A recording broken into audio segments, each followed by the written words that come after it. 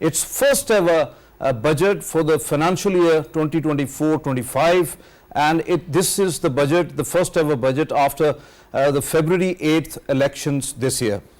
There are lots of expectations from the upcoming budget, as it is keenly awaited by the citizens, the businesses and the policymakers alike. What will be the priorities of the government in allocating the resources? How will the budget impact the common man, the economy and the future of Pakistan? We will try to analyze possible outcomes and possible implications of the upcoming budgets as well, and discuss the possibilities and challenges that lie ahead. So to talk on this important juncture where the budget is going to be presented soon into the National Assembly, we have in our studios, we will discuss this matter with Dr. Manzoor Ahmad. He is the ex-ambassador, former ambassador to World Trade Organization. He is also the senior fellow at Pakistan Institute of Development Economics and the senior economist as well. Most welcome to you, Dr. Manzoor. Thank you very much for your time. And we have Dr. Usman Chohan. He is the senior economist. Thank you very much for sparing time, Dr. Usman. Online joining us, Dr. Abdul Wahid. He is the expert on financial economics. Most welcome to you, Dr. Abdul Wahid. Thank you very much for sparing time. Dr. Usman, would there be any relief, because this is the first ever question anybody asks about, and especially the common man, that what would be the ultimate relief for the common man in the budget? And like the jobs, the rise in the salaries and pensions as well, lowering the electricity, gas and petrol prices, relief in the income tax slabs for the salaried person particularly, or it could be the vice versa because of the IMF program and the negotiations particularly going on. It's the tough ask. Absolutely right, sir. I would say it's the vice versa. The vice versa is to say that the IMF is playing a preponderant role in the budget process in terms of stipulations that the government must pay heed to. What this means is that the government has very tight fiscal space. Even if it wants to assist the poor, assist the middle class, it has a very limited scope. And then when you look at the structure of our budget, even in a good year, it is hard for the government, the federal government, to do the maximum public value creation while such a large chunk immediately goes to the provinces, while the PSDP component has such a large infrastructure as opposed to a welfare component. So even if you go nitty-gritty, there isn't so much even in a good year. And now with the IMF stipulating such tough things, whether on the salaried class, whether on the general electricity tariff, whether on GST, there is very little room for the government to assist the poor at an especially difficult macroeconomic global picture. So, Dr. Manzoor, any budget plan to have the cheap energy supply to the industry as higher prices affected the industrial growth? We all know that. And the product competitiveness is still not there. And resultantly, the reduced trade volume as well, and even the closure of some of the industries, particularly the textile industry. So how do you see that, whether this upcoming budget has some essence regarding the industries? Well, like Dr. Usman just explained, I mean, government is not in an easy position. Obviously, because it's very difficult for them, energy. Really. I mean, if they reduce tariff for industrial consumers, they have to increase it somewhere. And 90% of consumers are domestic. Obviously. So, you know, they're already crying. They're down. So you cannot really pass on there. And then there are multiple other issues. What can happen is that maybe not this year, but the year after, for example, this is obviously a very tough year, no doubt about that, really. So what I'm saying is that some of those IPPs which were signed in '94, which would have completed their 25 years, maybe their capacity payments they don't have to make, and maybe they can do some more privatization of the discos, etc. And perhaps, some of the losses can come down, and perhaps there could be some relief there. But immediately, I don't really see it. Your point well taken. Dr. Abdul Wahid sir, in upcoming budget, whether focus would be on low cost and high quality production, export diversification and robust trade to have real-time economic development. Do you think so that these are the areas to focus now? very much, first of all, Faisal, for inviting me.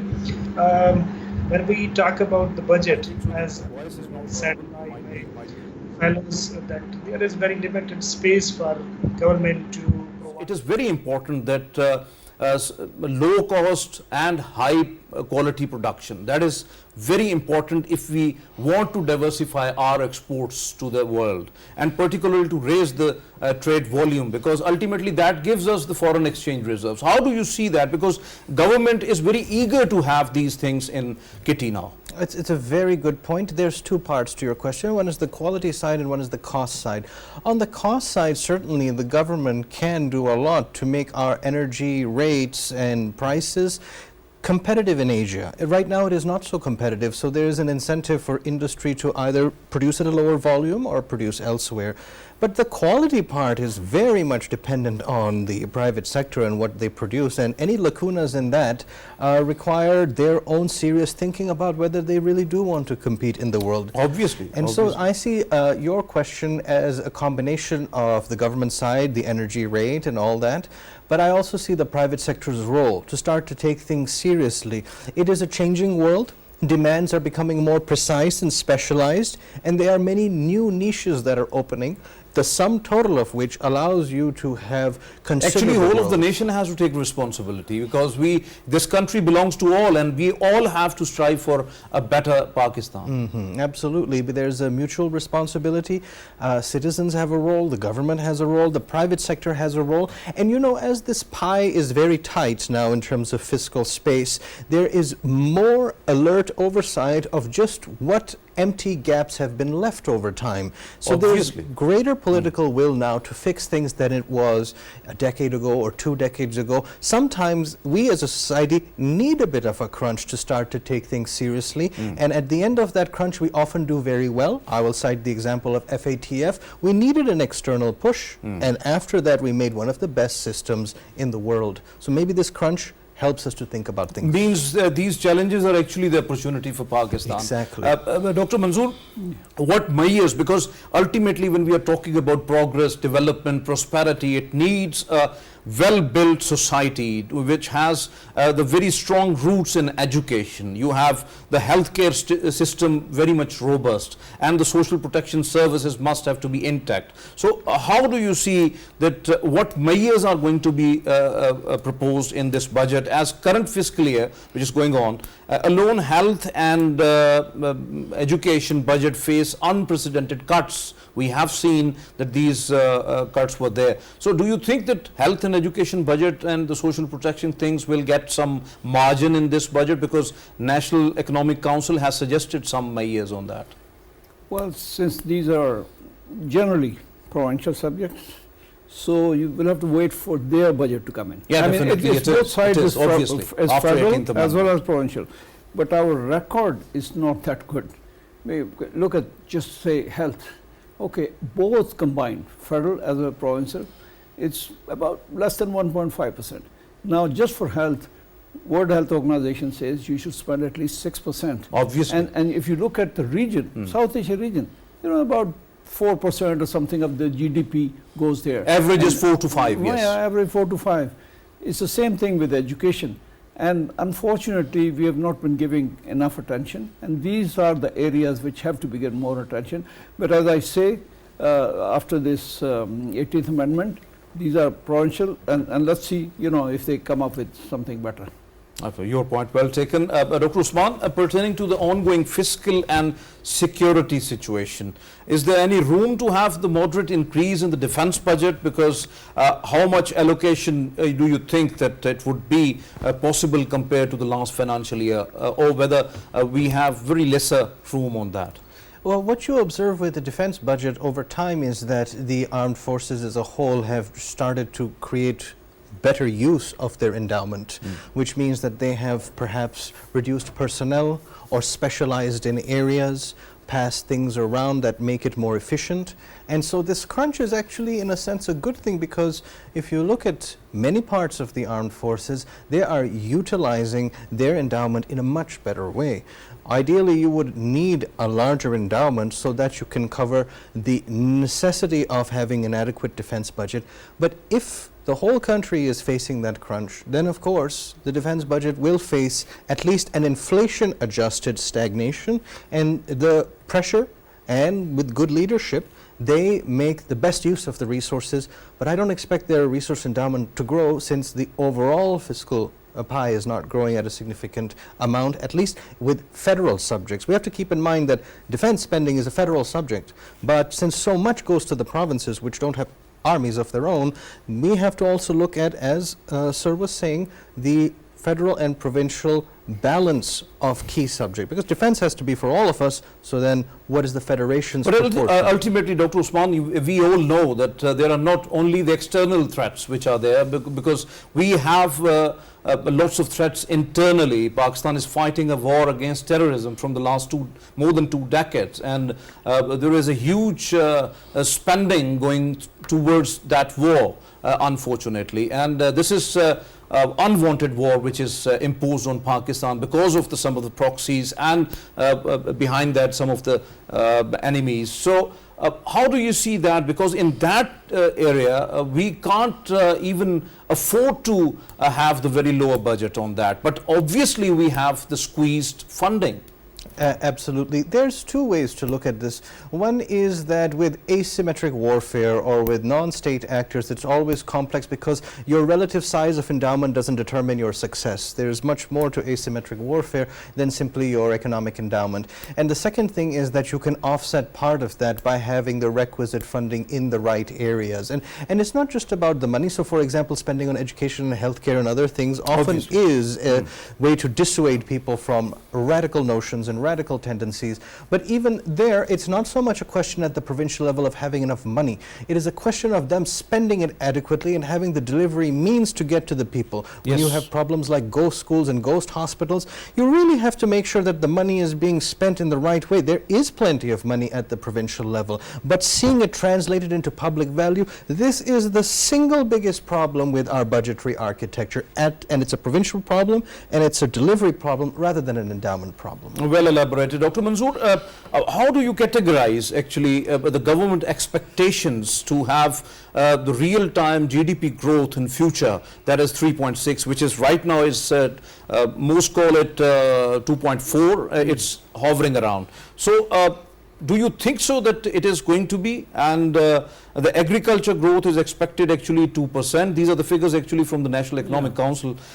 Industrial growth 4.4%, services sector 4.1%, investments would be 14.2%, and CPI based inflation around 12%. So in the next fiscal year. So do you think so that it is like that?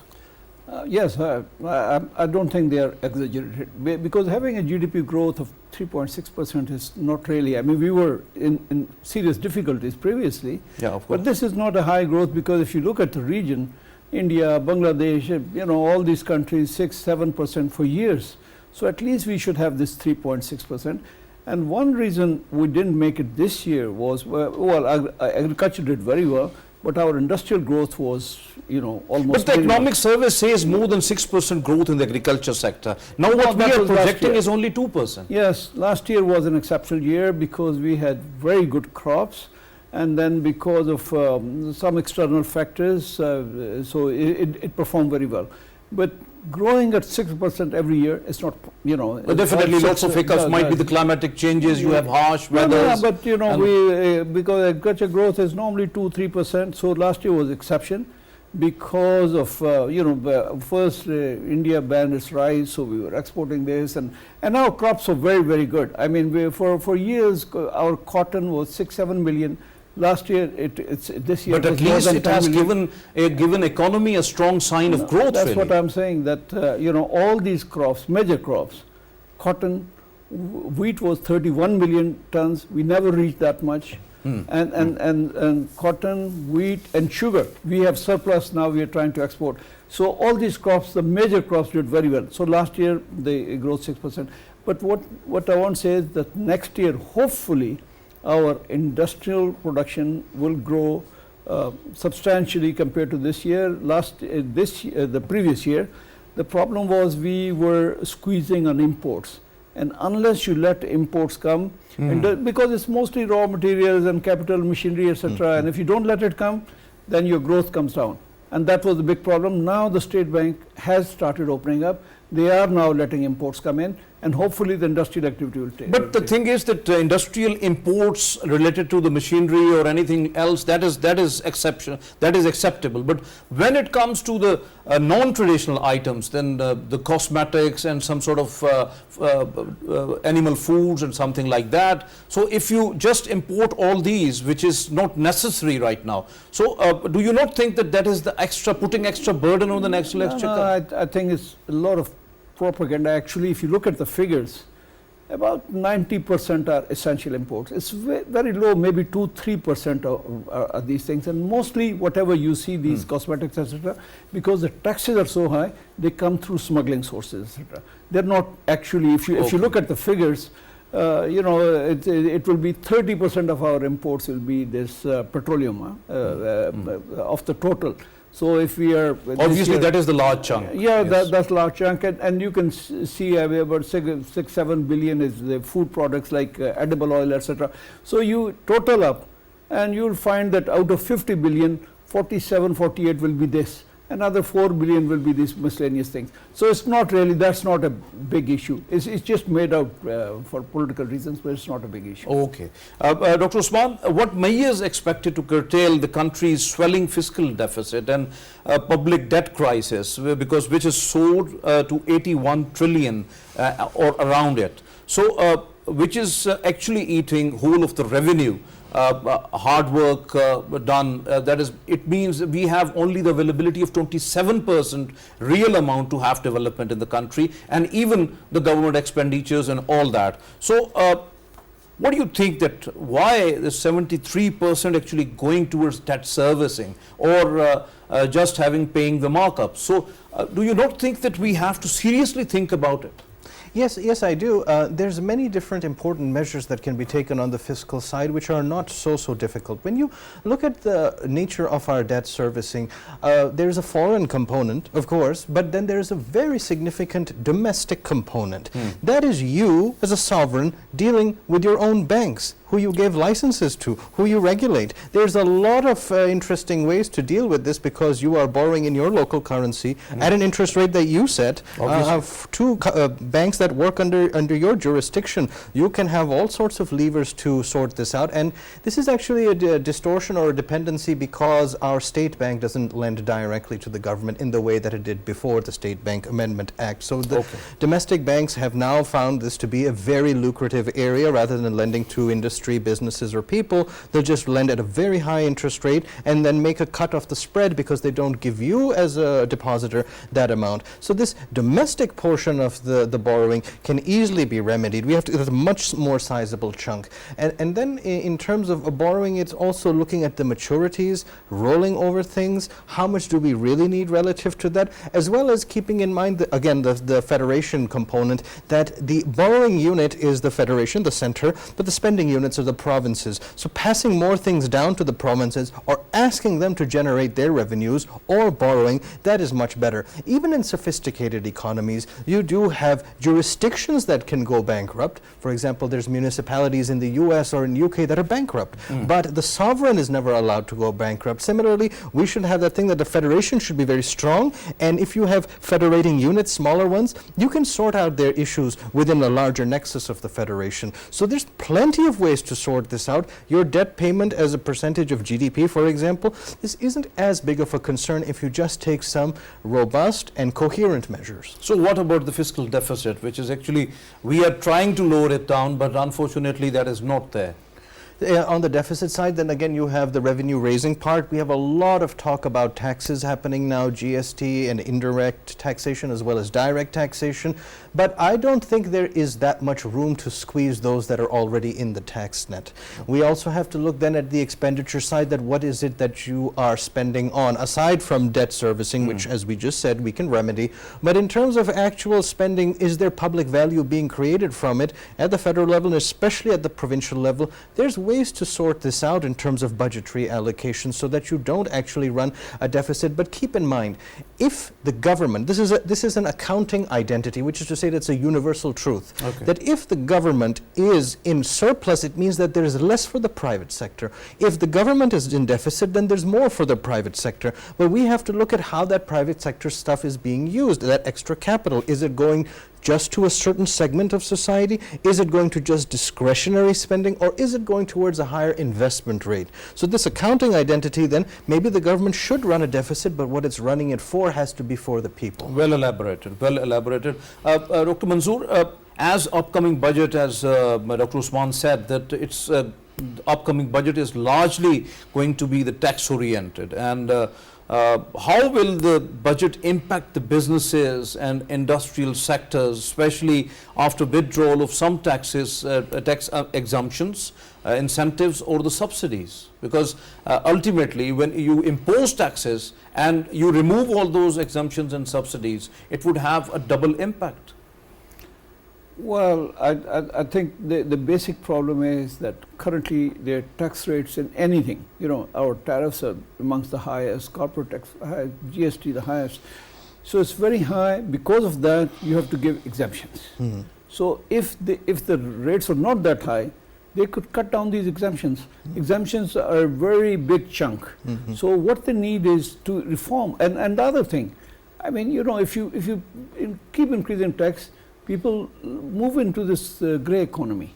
So if you lower the taxes, a lot of what goes in smuggling, etc., that comes in the normal, white economy.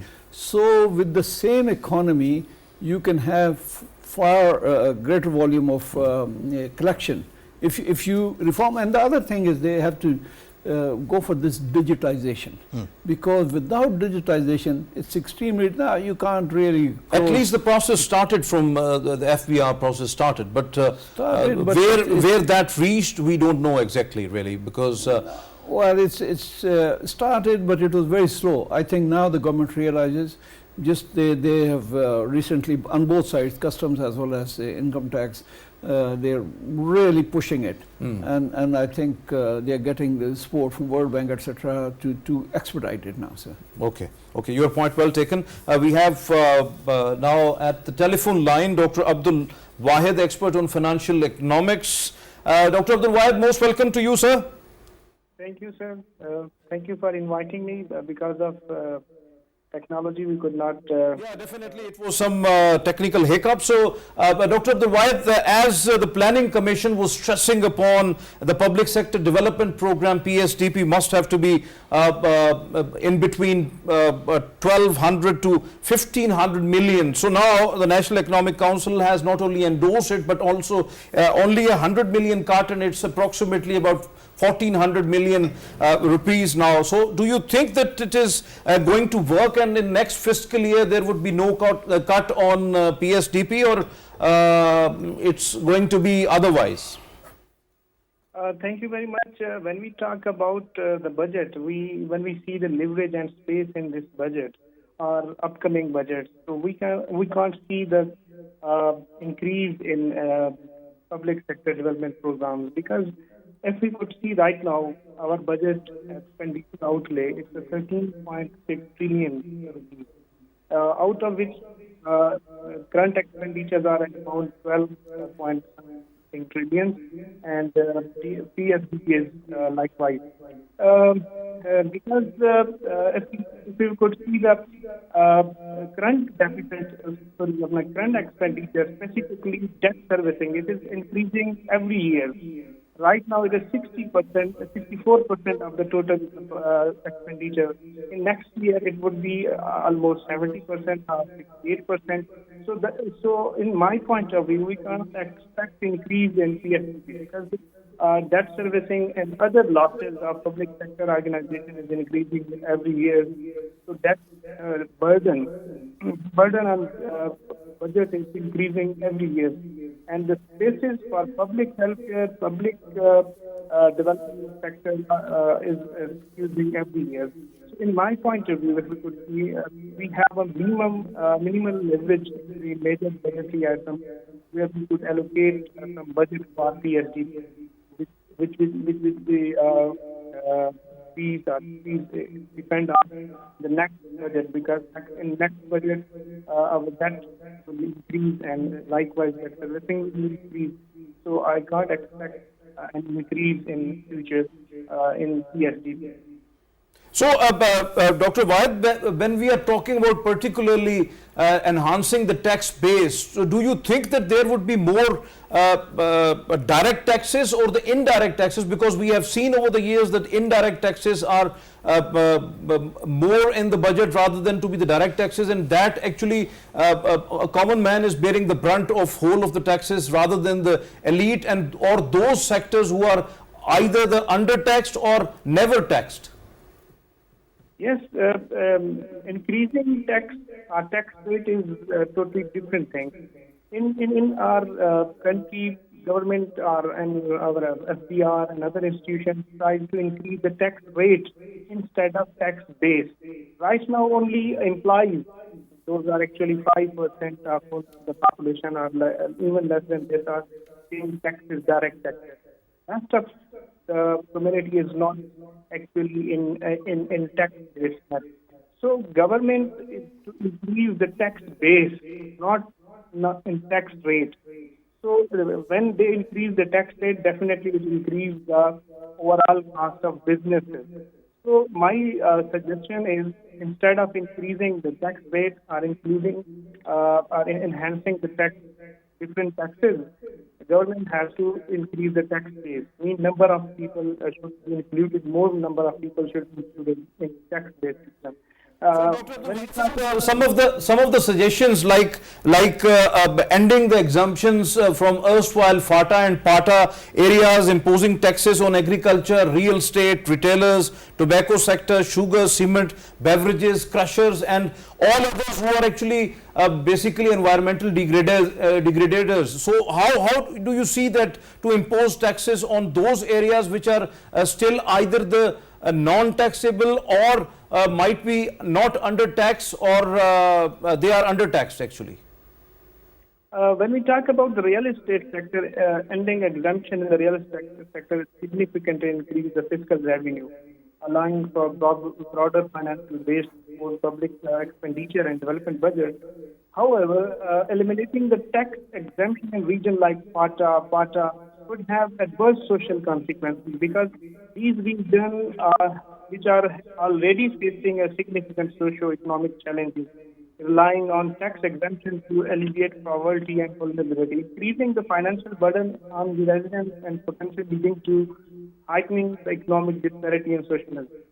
On the other side, if we talk about the different sectors, those are getting exemptions from government, and some of the sectors are also getting subsidies like fertilizer and other. Instead of increasing the taxes, we have to reduce the subsidies. And if we want to provide the subsidies to these sectors, we have to pay the subsidies direct to end user instead of providing to the corporate sector. We have, if we could see the challenges of these sectors, these are they are facing cost push inflation, all sectors of Pakistan, because in Pakistan, cost push inflation we are facing.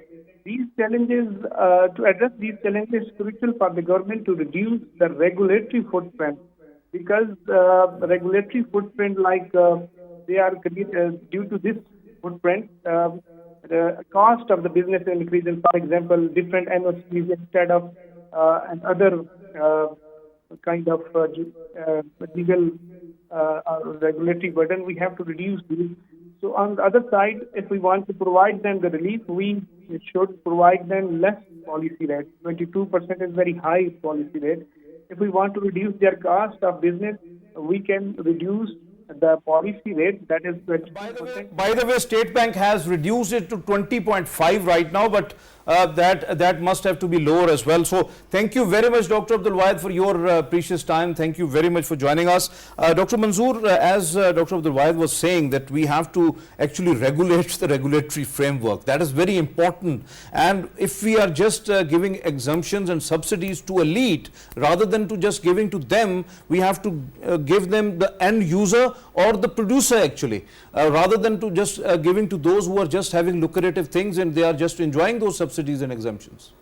Yes, this area has to be seriously looked into, so that we, cut our subsidies, and also this state of, SOEs, state-owned enterprises. Yes, enterprises, of course. Because, and I think the government is now seriously going ahead.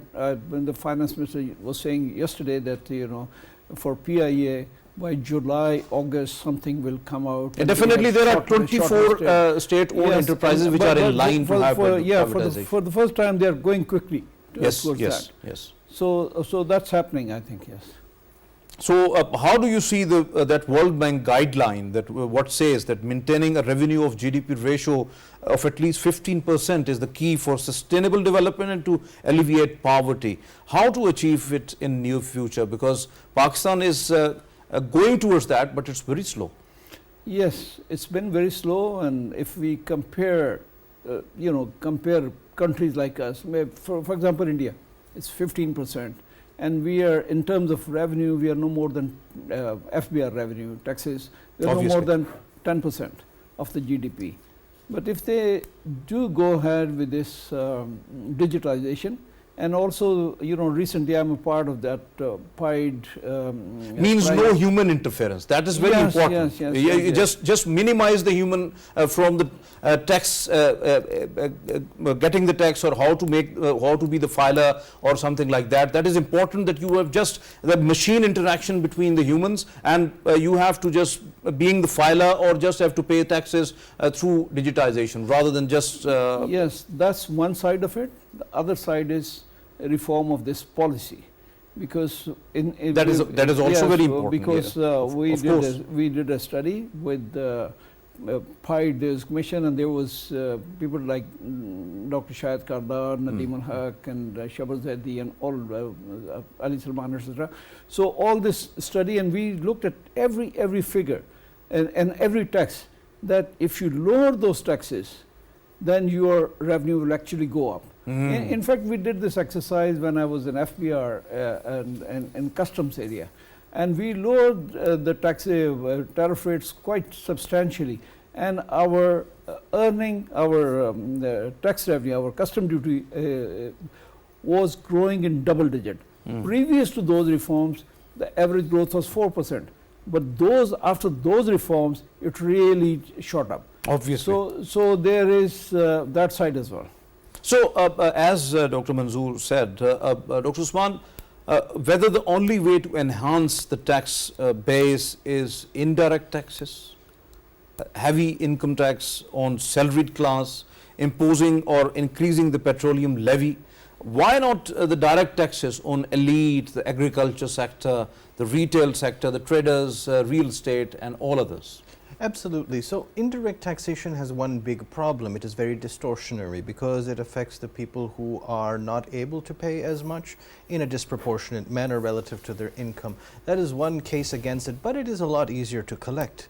And because we are such a large country, it is much easier to just get things done, even if it oppresses and tyrannizes the poor. The direct taxation thing requires political will. It requires certain industries that are supposedly under tax, such as retail or agriculture, to be brought into the tax net. But as this excellent study that Dr. Saab is mentioning points out, actually lower taxes will drive growth because of a Laffer curve effect. And also, Dr. Saab might be referring to the Tax Reform Commission. Actually, that was an excellent study, really. Absolutely, and it has multifaceted suggestions, and they generally advocate for lower taxes because you will be able to gain more, and the distortions tend to be less.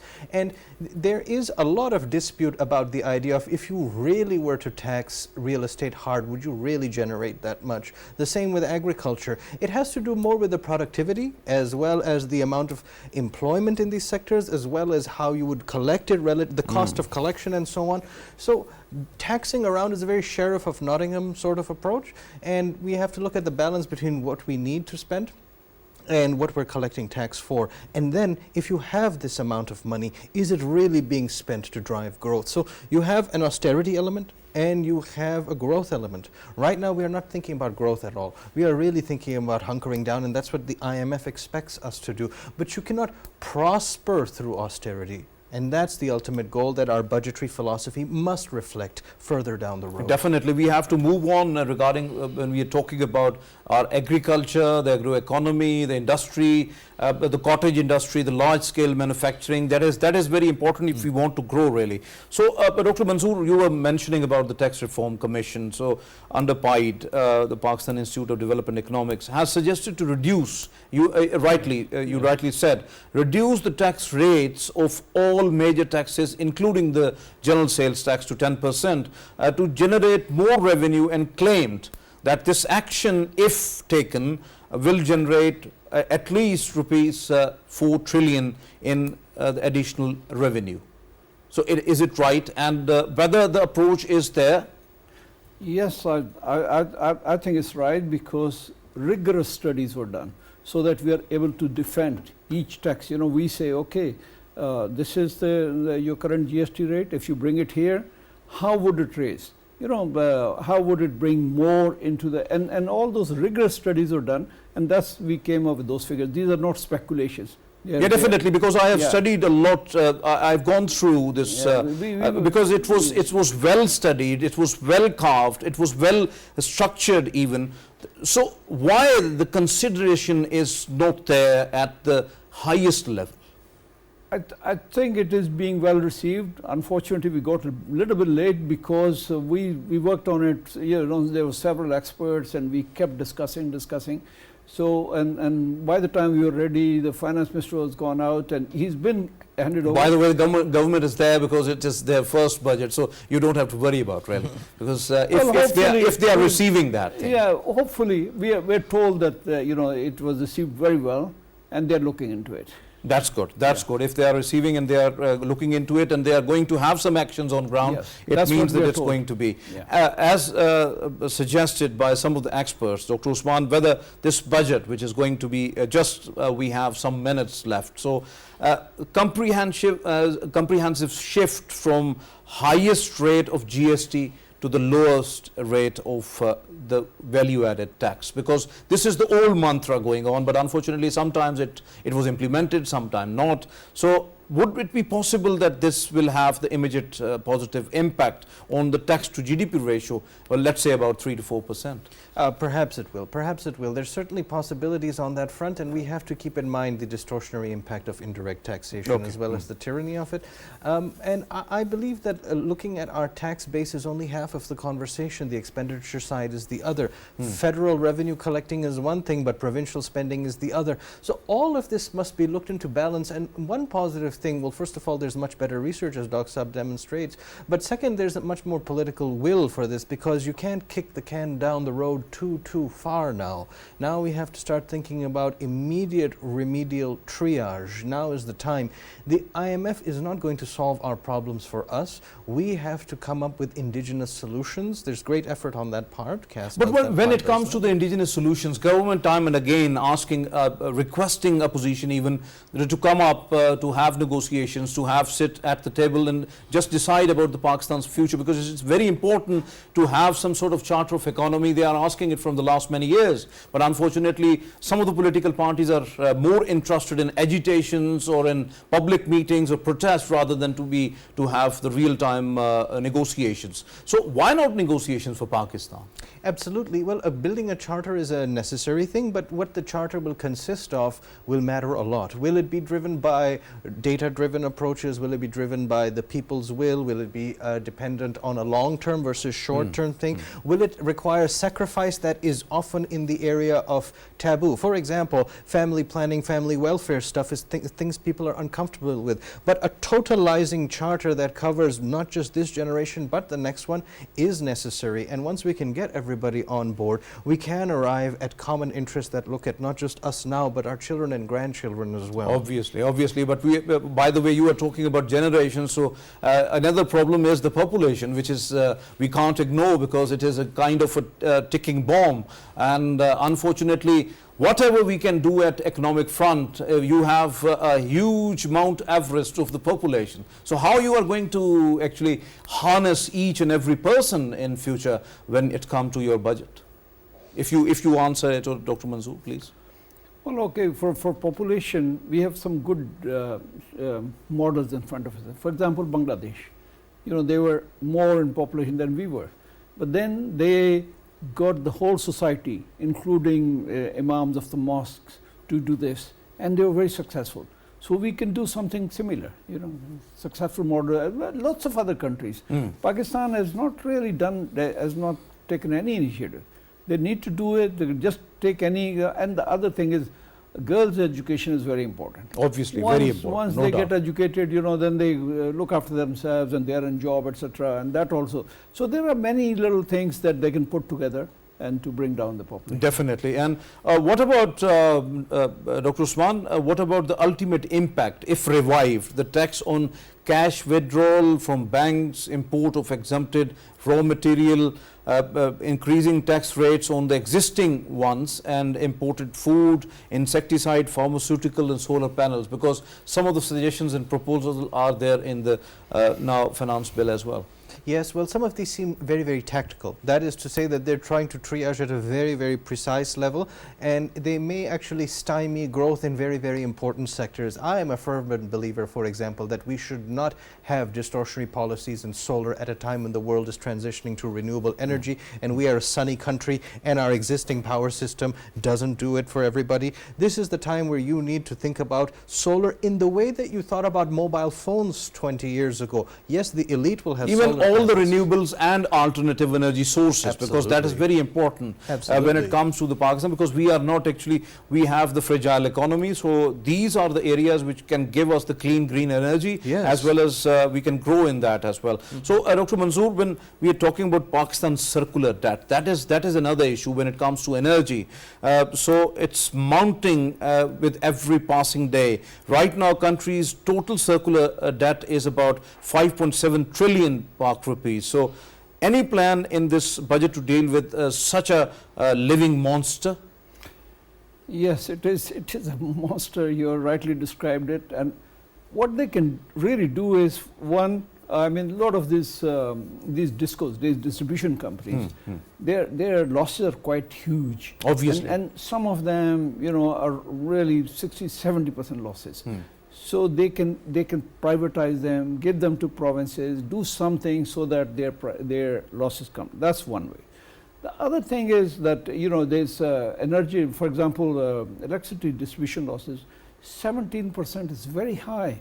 You can have 6, 7, 8, 10%, but not 17%. You could use some technology to see why there's so much losses going on. So they can bring that down. So, I think all these, otherwise I don't see, I mean, despite everything they've been saying, I think the figures is that every month I think it keeps going up, another 80 billion or something like that. Of course it is like that. Yeah. So any word, because our viewers want to listen something good out of the budget as well. So you have talked a lot about very serious things. So anything we have hopeful in this budget, and anything we are going to celebrate in coming days? Now is a difficult time in global economic history. So It now is. is not a It is, time no doubt. for rejoicing. There's terrible things happening in the world, and we are not alone. I think one consolation people should find is not to think that we are a uniquely persecuted people economically. Yeah, but definitely it is happening across the world, across the globe, really. And in fact, I think Pakistan will weather this storm better than other countries. In other countries, I see regimes will fall. I will see societies tearing apart on cost of living issues, essentially. yes. So I think that because we are a resilient people, we will weather this storm. But the real thing that we have to do is keep that sobriety to solve these problems for a long-term perspective. Any word? Very brief. Well, I mean, my background is in international trade, and I think we have not been giving enough attention. We should open up more on international trade, and I think that will bring down inflation, that will keep the economy growing, etc. So that's my advice. That's an excellent thing to close it on, really. Thank you very much, Dr. Manzoor, for your presence. Thank you very much, Dr. Usman, for your presence here in the studios. Viewers, as you have just listened to our panelists, no doubt that the annual budget for the financial year 24-25 is just at the doorstep. And obviously, the government has a very squeezed financial leverage, and the government will try its best to have that, some of the relief to the masses. But as our panelists suggested, that it's a very difficult time globally, and we have to think about it. And particularly, as Dr. Manzoor said, that we have to open up, because ultimately, if our economy is open to also, that gives us the real dividends to our whole of the country, particularly in economic terms. And despite of the little financial room, there must have to be a little relief to the masses as well, because this is the voice that is from the entire nation, as it's the first budget of the government which is going to be presented. If Pakistan has the 3.6% of the GDP target in the next financial year, this is not exceptional, but it is very hopeful that we are going to attain it. Squeezing of the actually whole of the impacts, that is very important for the common people.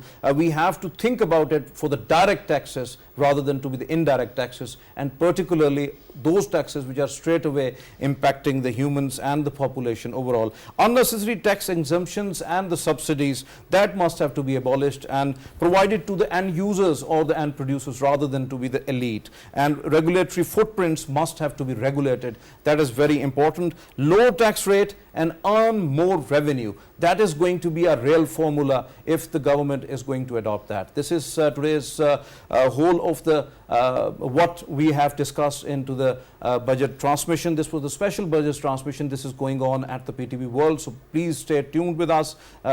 Till then, we'll having another chunk of the budget transmission. From here, I say Allah Hafiz. Thank you very much for listening. Thank you very much for viewing. And this is all from till now. Thank you.